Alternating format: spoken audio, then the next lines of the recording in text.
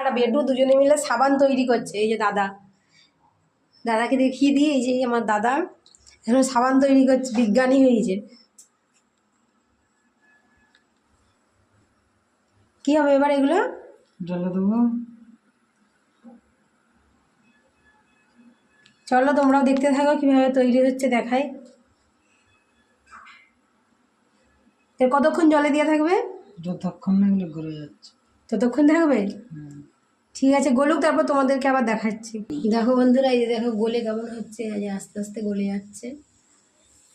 চলো হতে থাক, তোমাদেরকে আমি দেখাতে থাকছি। দেখো বন্ধুরা, এই নিম পাতার রস মেশানো হচ্ছে এর সাথে, সব ঘরোয়া পদ্ধতি, কোনো কেমিক্যাল নেই।